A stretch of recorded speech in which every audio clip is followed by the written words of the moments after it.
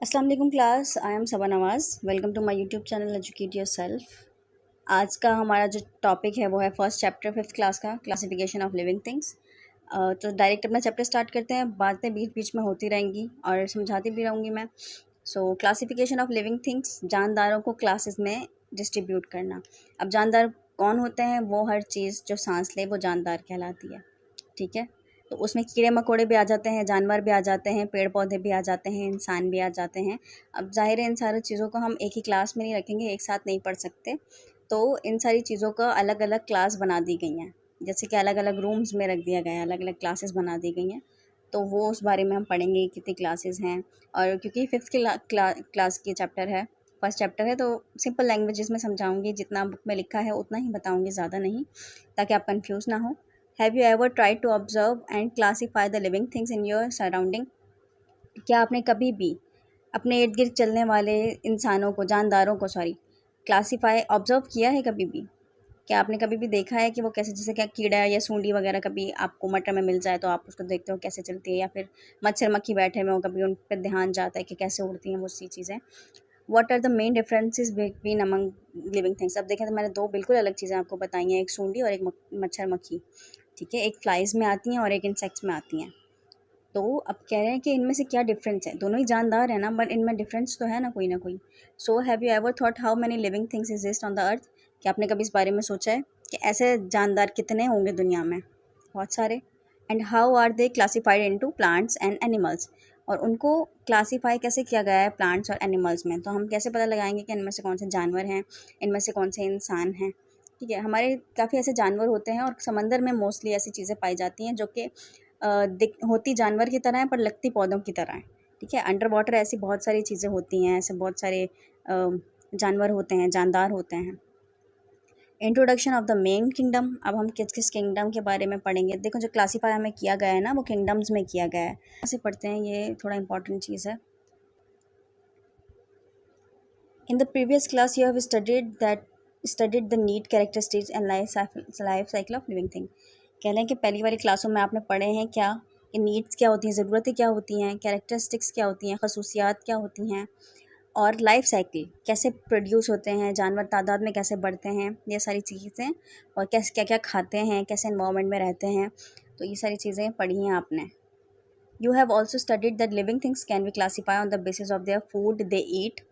Living things को हम अलग अलग क्लास में रख सकते हैं कि वो क्या खाते हैं इन चीज़ों पे। जैसे कि हम आगे पढ़ेंगे हर्बीवोर्स, कार्निवोर्स, ये क्या होते हैं? गोश्त खाने वाले जानवर या फिर घास खाने वाले जानवर।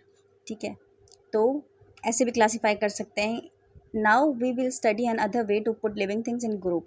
अब हम एक और तरीका पढ़ेंगे कि हम लिविंग थिंग्स को ग्रुप्स में कैसे रख सकते हैं। आप बिल्कुल भी परेशान ना हो, अभी बस आपकी स्टार्टिंग है। जैसे कि ये फिफ्थ क्लास है, तो अभी समझें कि आपने ये स्टार्ट किया है। आपको सेम ही चीज़ें फर्स्ट ईयर, सेकंड ईयर तक, मैट्रिक तक पढ़ती रहनी है। बार बार चीज़ें आपके पढ़ने में आएंगी। हाँ, थोड़ी चीज़ों में एडिशन होगी, थोड़ा ज़्यादा, थोड़ा डिटेल बताया जाएगा, बट सेम चीज़ें आप बार बार पढ़ेंगे तो आपके दिमाग में छप जाएंगी। जैसे कि आपको अभी ABCD याद है, उस तरह। बट शर्त ये है कि थोड़ा कंसंट्रेशन के साथ पढ़ेंगे। अगर आप इस चीज़ को समझ के पढ़ेंगे तो फिर ये आप कभी नहीं भूल पाएंगे। Studying another way to putting living things on group. अब हम दूसरी तरह से पढ़ते हैं कि लिविंग थिंग्स कैसे ग्रुप्स में पाए जाते हैं। और मज़े की बात, आप लोगों के पास आजकल के ज़माने में फ़ोन है, यूट्यूब्स हैं, ये सारी चीज़ें, तो इनकी वीडियोस कहीं नहीं जाती हैं। आप सर्च करके दोबारा देख सकते हैं इस चीज़ों को। कोई आपसे ये नहीं कहेगा कि आपने दोबारा क्यों पूछा। Observe all the living things in your surrounding. A scientist call these living things organisms. Scientist ने इन जानदारों को नाम दिया है ऑर्गेनिजम्स का। देखिए, हमारे अंदर ऑर्गन्स होते हैं। जो किडनी होती है, किडनी, हार्ट, लंग्स, दिल, गुर्दा, फेफड़ा, जिगर वगैरह, ये सारे ऑर्गन कहलाते हैं।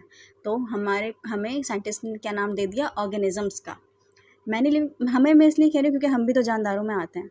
Many living things are like alike in some ways. बहुत सारे जानदार, ज़्यादातर देखेंगे आप तो एक ही तरह से होते हैं। ज़्यादातर खाना खाते हैं, सांस लेते हैं, एनर्जी बनाते हैं, ये सारी चीज़ें सेम होती हैं हमारे अंदर। They can put into groups according to the ways they are alike. अब हम उनको ग्रुप्स में ऐसे डाल सकते हैं कि जो एक जैसे लगते हैं, जो एक जैसी चीज़ें करते हैं, उनको हम एक ग्रुप में डाल सकते हैं। Putting living things into group is called classifying. Living things को ग्रुप में डालना, ठीक है। अब हम ग्रुप में डालना है, ऐसा तो हम किसी को अगर एक्सप्लेन करेंगे तो ये नहीं एक्सप्लेन करेंगे, हम एक वर्ड इस्तेमाल करेंगे क्लासीफाइंग का, कि क्लासीफाई करना, लिविंग थिंग्स को क्लासीफाई करना। जैसे कि हमारे चैप्टर का नाम है classification of living thing. In order to study living things easily and systematically we need to classify them. हमें लिविंग थिंग्स को पढ़ने के लिए सही से उन्हें क्लासीफाई करना पड़ेगा, उन्हें क्लासेस में डालना पड़ेगा। जैसे कि ट्रीज़ हो गए, ट्रीज़ अलग तरीके के लिविंग थिंग्स हैं, ठीक है। पौधे भी तो जानदार होते हैं ना। और बैक्टीरिया हो गए, बैक्टीरिया भी लिविंग थिंग्स हैं, ज़िंदा रहने वाले होते हैं, बट वो हमें आँख से नज़र नहीं आते हैं, ये अलग हो गया। इंसेक्ट, कीड़े मकोड़े जो आ जाते हैं वो अलग हो गया। जानवर आ जाते हैं, जानवर वगैरह, वो अलग हो गया। एनिमल्स में मेमल्स भी आते हैं और मेमल्स में ह्यूमंस भी आते हैं। तो हमारी जो ग्रुप बनता है वो एनिमल्स का बनता है, ठीक है। हमारी बुक में अब है अनस्क्रैम्बल वर्ड, वो वर्ड जो उल्टे सीधे करके लिखे गए हैं। The animals that have backbone, वो जानवर, वो जानदार जिनमें बैकबोन पाई जाए, यानी कि रीढ़ की हड्डी पाई जाए जो हमारी पीठ में होती है, उसको क्या होती है वो।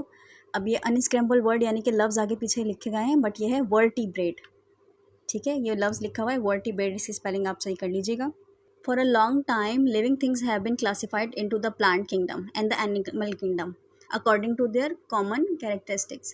कह रहे हैं कि एक लंबे वक्त तक के लिए लिविंग थिंग्स को सिर्फ दो किंगडम में डिवाइड किया गया था, एक प्लांट के किंगडम में, एक एनिमल के किंगडम में। जो पौधों की तरह दिखते थे उन सबको पौधों में डाल दिया, और जो जानवर या इंसानों की तरह दिखते थे उनको एक किंगडम में डाल दिया।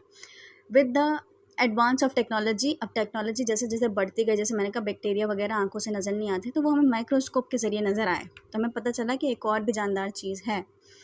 Scientist had observe more detail in the living things. As a result living things are now classified into 5 different kingdom. अब साइंटिस्ट ने अलग अलग चीज़ें ऑब्जर्व करना शुरू कर दी, जैसे कि सेल देखना शुरू कर दिया, सेल के अंदर क्या क्या पाया जाता है। सेल वॉल पाई जाती है किसी में सेल वॉल नहीं पाई जाती। तो अब उनको क्लासीफाई करने का तरीका अलग अलग हो गए, क्योंकि अब सिर्फ दिखने की बात नहीं है, अब उसके अंदर के कैरेक्टरिस्टिक्स भी हैं कि रिप्रोड्यूस कैसे करता है, खाना कैसे खाते हैं। एक लिविंग सेल है यानी कि यूनिसेल्यूलर है, एक सेल वाले हैं या एक सेल से ज़्यादा हैं। तो जब माइक्रोस्कोप वगैरह आया, जब हमने डिटेल में देखा, तो इन सारी चीज़ों को हमें क्लासीफाई करने का नज़रिया बदल गया कि कैसे कैसे क्लासीफाई करना है। Now do you know that living things are made up of cell. अब ये बेसिक, ये मेन चीज़ है, ये जो इस बॉक्स में लिखा हुआ है ये आपको रट लेना है फिंगर टिप पे, ठीक है। Do you know that living things are made up of cells. हम जानते हैं कि जानदार सेल्स के बने, ठीक है। हम सब सेल्स के बने। Cell is basic unit of living things, ये सेल की डेफिनेशन में कह सकते हैं आप, छोटे क्लासेस के लिए यही होगी। Cell is a basic unit of living thing, एक बेसिक सी चीज़ है लिविंग थिंग के लिए सेल, जो कि ज़रूरी है। Cells are also microscopic.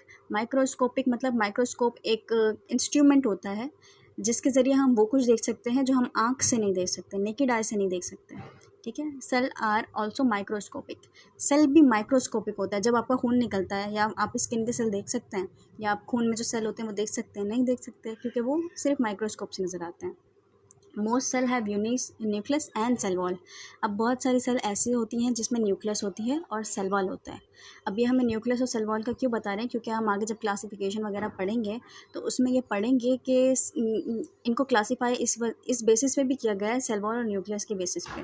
किसी किसी में सेल वॉल पाई जाती है, किसी किसी में नहीं। जैसे कि प्लांट्स में सेल वॉल पाई जाती हैं, एनिमल्स के सेल में सेल वॉल नहीं पाई जाती, ठीक है। तो ये चीज़ है नोटिस करने वाली। अब देखें अगला क्या है हमारे पास। जिस ग्रुप में हमें डिवाइड किया गया है 5 ग्रुप्स में, उनके नाम।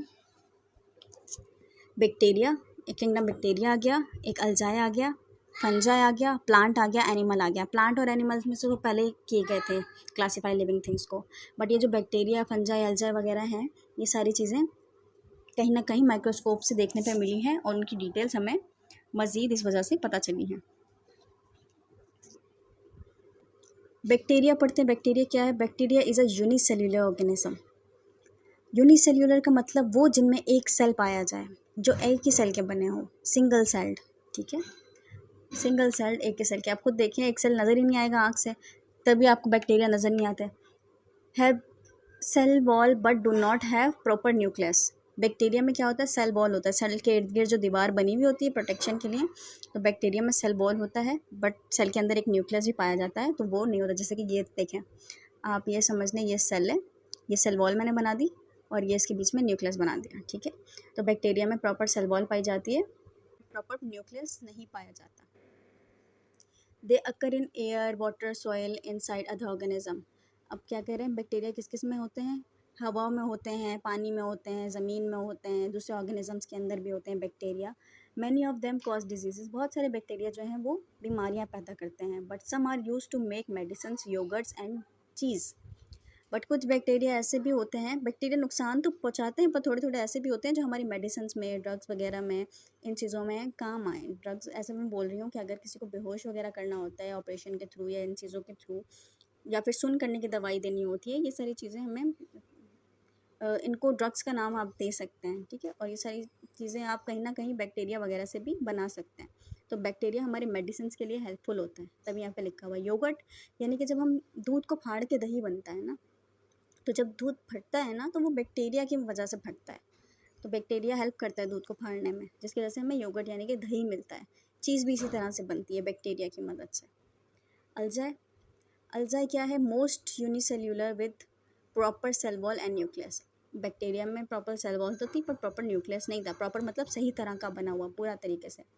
बट अल्जाई में अल्जाई भी यूनिसेल्यूलर है, यानी कि एक सेल वाला, विथ प्रॉपर सेल वॉल। इसकी प्रॉपर सेल वॉल होती है और प्रॉपर न्यूक्लियस, और इसका न्यूक्लियस भी प्रॉपर होता है, ठीक है। दोनों चीज़ें इसमें पाई जाती हैं अल्जाई में। अब काफ़ी लोग इसको प्रोनाउंस करेंगे अल्जाई, अलगा, और अलग अलग लैंग्वेजेस में जो अलग अलग तरह से पढ़ते हैं, क्योंकि ये हमारी लैंग्वेज का नाम नहीं है, सीधी बात है। अब साइंस में आप जब बहुत सारे नाम पढ़ते हैं ना, वो ना इंग्लिश के नाम होते हैं और ना क्या कहेंगे अपनी लैंग्वेजेस के नाम होते हैं। वो जो साइंटिस्ट जिस ज़बान के होते हैं और जिस तरह से वो एक्सपेरिमेंट किया जाता है और जो साइंस की लैंग्वेज में उसे बोला जाता है, उन बोलियों के बेसिस पे नाम रखे जाते हैं, तभी हमारे दिमाग से बहुत परे होते हैं ये चीज़ें, पर याद करनी है हमें। They contain chlorophyll and make their own food just like plant and photosynthesis. अब आपको पता है कि प्लांट, पौधे जो होते हैं अपना खाना खुद बनाते हैं, सही है, सूरज की मदद से, सूरज की एनर्जी लेके, उस प्रोसेस को कहते हैं फोटोसिंथेसिस। आपको परेशान होने की ज़रूरत नहीं है, बार बार आपको टॉपिक, बार बार आपको नाम ये पढ़ने को मिलेंगे, पूरा समझ आएगा कि आगे टॉपिक्स हैं कि फोटोसिंथेसिस वगैरह क्या होता है, वहाँ पे डिटेल में समझाऊंगी, तो इसके परेशान होने की ज़रूरत ही नहीं है आपको। क्लोरोफिल क्या होता है? एक पिगमेंट होती है जो कि पत्तों में पाई जाती है, ठीक है, पत्तों में पाई जाती है, जिसकी वजह से उन्हें हरा रंग मिलता है, सही है। तो ऐसा समझ लें आपकी एक पिगमेंट है, पत्तों में पाई जाती है, हरा रंग मिलता है क्लोरोफिल की मदद से। और ये कि क्लोरोफिल की मदद से सनलाइट क्लोरोफिल कैच करती है, जिसकी वजह से फोटोसिंथेसिस होती है। अब अल्जाई भी हमारी हरे रंग की होती है, तो उसमें भी क्लोरोफिल पाया जाता है, और वो उसी तरह फोटोसिंथेसिस करती है प्लांट्स, पौधों की तरह, ठीक है। They live mainly in water. Algae mostly पानी में पाए जाते हैं। Many of them are used as food. बहुत सारे अल्जाई को लोग खाने में भी इस्तेमाल करते हैं।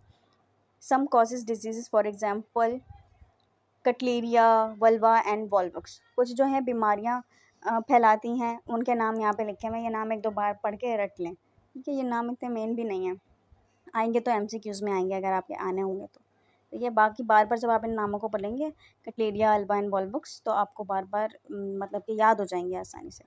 आज का टॉपिक मैं यहीं पे ख़त्म करती हूँ। बाकी जो 3 क्लासेस हैं वो कल पढ़ेंगे, वीडियो हमारी ज़्यादा लंबी ना हो जाए। और अगर आपको बोरिंग लग रही हो थोड़ी, क्योंकि मैं डिटेल में पढ़ाती हूँ, सही है, आपको बोरिंग लग रही हो तो आप इंटू 2 की स्पीड में देखें। और अगर आपको कुछ भी समझ ना आए तो आप कमेंट करके मुझसे लाज़मी पूछें। और आपको समझ आया है तो अपने फ्रेंड्स के साथ शेयर करें, और चैनल को सब्सक्राइब करना नहीं भूलिएगा। अपना ख्याल रखिएगा। अल्लाह हाफ़िज़।